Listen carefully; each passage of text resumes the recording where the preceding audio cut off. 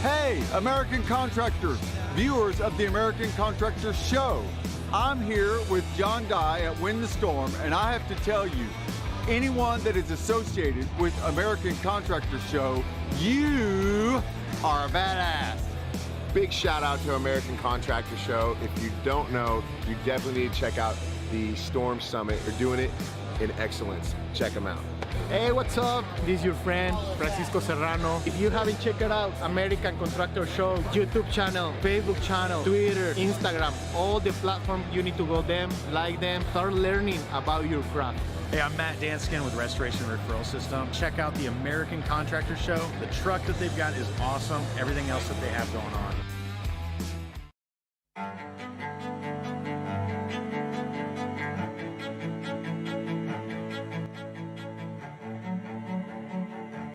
This is Larry Bache with the Merlin Law Group, helping policyholders for more than 30 years. If you have a claim or your client has a claim that needs help, please feel free to call the Merlin Law Group because we are the true policyholder advocate.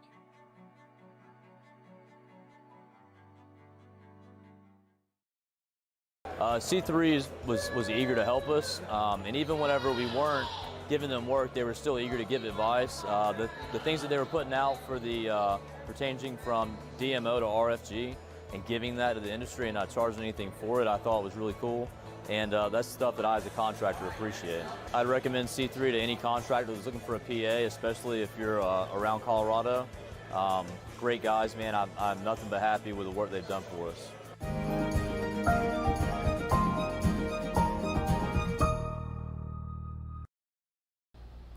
What's up, everybody? I'm meteorologist Andrea Myers, bringing you your daily hail forecast on this Thursday afternoon. The week is moving along pretty quick, and we've got some hail risks for you guys today, so we're going to talk about it in a second.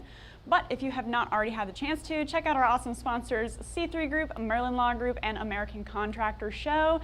Go show them some love. They are linked in the description to this video. With that, jumping into today, multiple risk areas for you guys. We got ones in the Mississippi or the Ohio River Valley and also in Florida. And then hail for the plains tomorrow. We're going to talk about our risks through Oklahoma and Texas, the when and where of that. And then finally, a look into this weekend. Looks like we're expecting some more active weather ahead of us, so we're going to take a peek at where and when of that as well. But first, check out our upcoming event here, Calm Before the Storm Golf Tournament. That is near the Denver, Colorado area on May 20th. Fox Hollow Golf Course. So go check us out there. You can come say hi, play some golf, and talk about the weather and roofing and whatever else you guys want to talk to us about. We're excited to meet you guys there, so make sure to get registered for that. Then into our current conditions. Honestly gorgeous across most of the country. Clear, beautiful blue skies across most of the west as well as the central plains. Then we start to get some scattered showers as we move into the Midwest and through Florida. We are expecting a couple of severe storms to pop up with those risk areas into this afternoon, and then more clear weather up along the East Coast. So for most of us, another beautiful spring day, but we do still have some severe risks for you guys this afternoon. Current conditions. Again, beautiful across the country. We're expecting to see some 50s and 60s, there we go, across most of the country. We're in the mid 50s through Denver, as well as the low 60s even in New York City right now. So gorgeous across the northern part of the nation, and then popping up into the mid 70s and 80s through the south. So beautiful conditions for most of us today. Then into our dew points. So this is where it gets a little bit interesting. You guys know we kind of rely on those for severe weather a lot of the time. We got them in Florida, 72-degree dew points down in Miami. Working our way up to Atlanta with that cold front as it pushes those dry conditions southward through the day. So that's going to pop up our storms. As it typically does, we get those dry conditions interacting with that humidity. That helps us with those storms.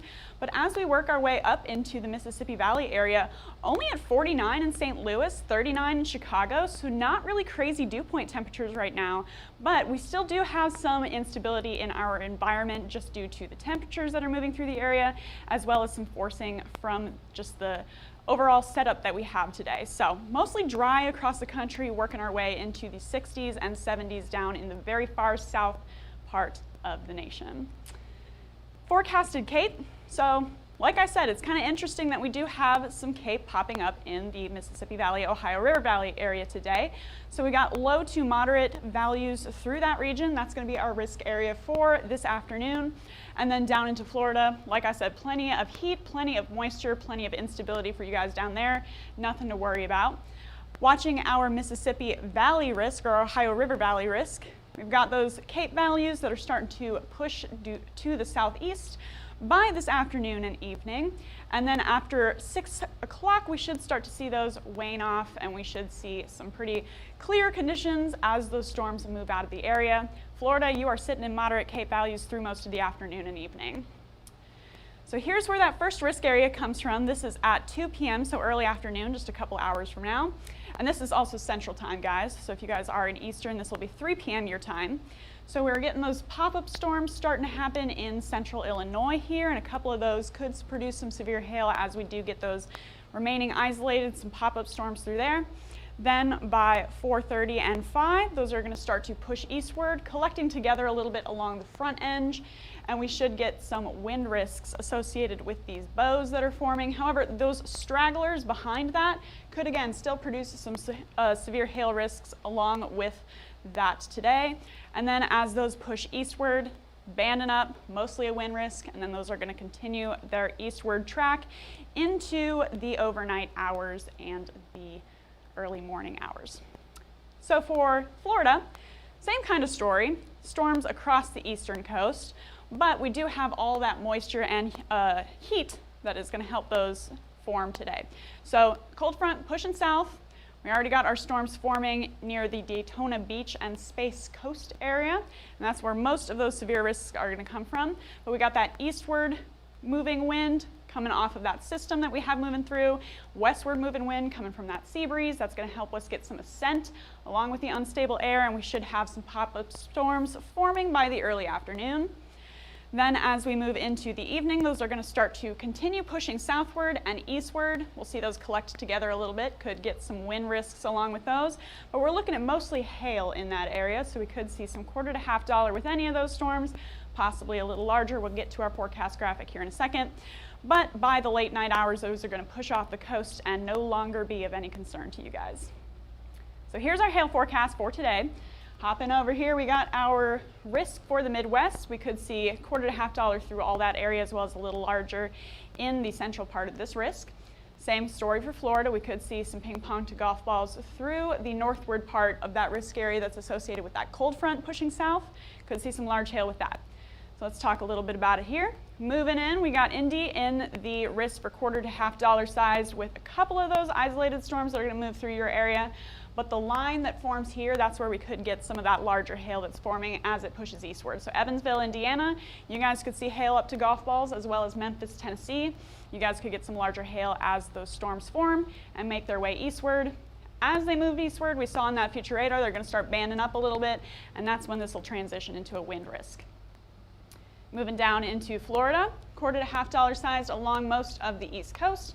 Melbourne and the northward part of that risk area could see some hail in the ping pong to golf ball size range as that cold front, like I said, shifts south and all that dry air interacts with that humidity that we have going on in that region. So that's our conditions for today. We got a couple of hail risks for you, and then into tomorrow, we're looking at the Central Plains. So not a crazy amount of humidity happening in here, but we still do have a very unstable environment overall. So this is just going to help our storms form into tomorrow. So that's 2 p.m.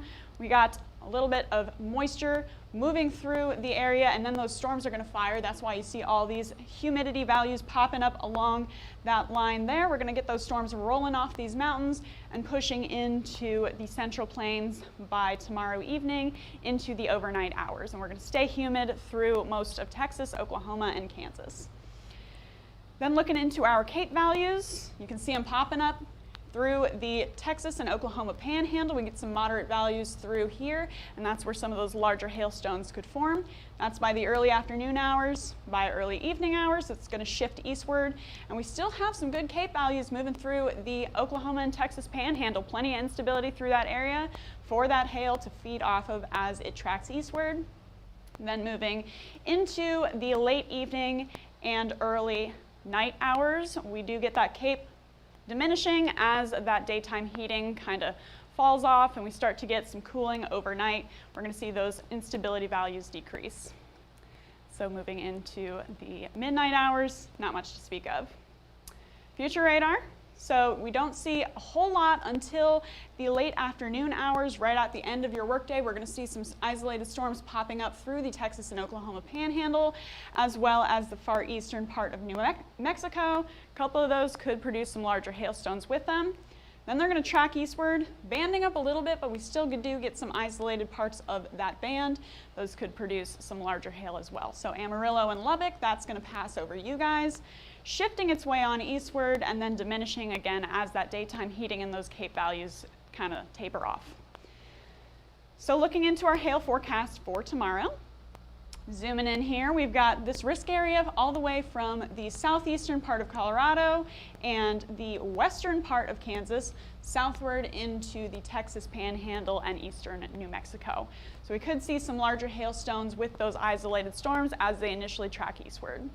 Looking into our specific cities here, Amarillo, you guys are in a moderate risk to see some hailstones, particularly in the ping pong to golf ball size range. We are including you guys in that orange swath.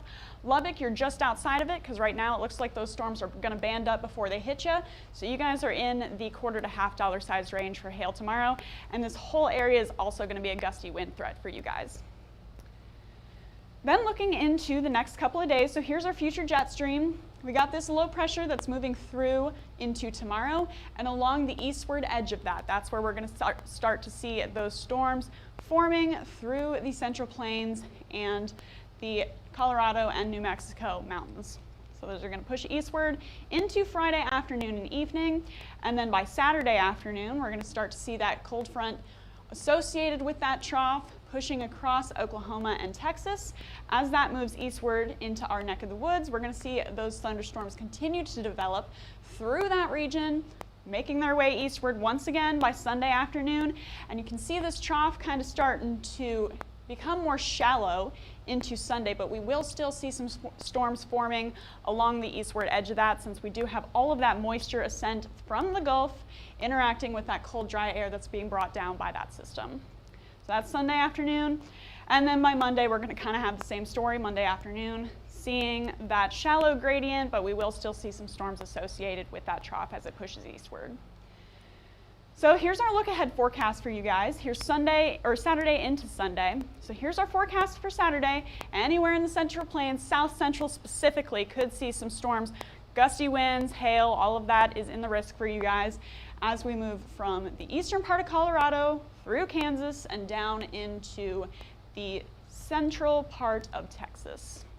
Then as we shift into Sunday, that system is going to continue moving eastward, so we will see some storms along a line working their way through Louisiana and the southeast, producing some hail risks as well as gusty wind risks and possibly tornado threat along with that into Sunday.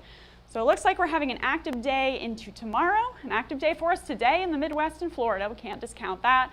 And then into this weekend, we're going to continue to see risks for you guys. So we are jumping into our busy season here. You guys want to make sure that you stay updated with our forecasts. You can follow us on YouTube, Facebook, Instagram, and Twitter. Hit that hit the See First button on Facebook so you never miss our live videos. And you can also hit that notification bell on YouTube. Make sure to subscribe to that so that you guys always catch us when we go live or we do storm coverage. And then if you guys want to get in contact with us, you can give us a call at 855-334-4245. Email us if you would rather at info@hailtrace.com. And you guys know our website by now, I hope. Go check it out if you haven't been there already, hailtrace.com, and you can check us out there for more details. Also, don't forget to download our app. We are moving into that busy season, and you always want to know when we're mapping severe weather in your area. So get in contact with us, download that app, and stay tuned for our future weather forecasts every weekday at noon. And for now, I'm meteorologist Andrea Myers. Thanks for watching.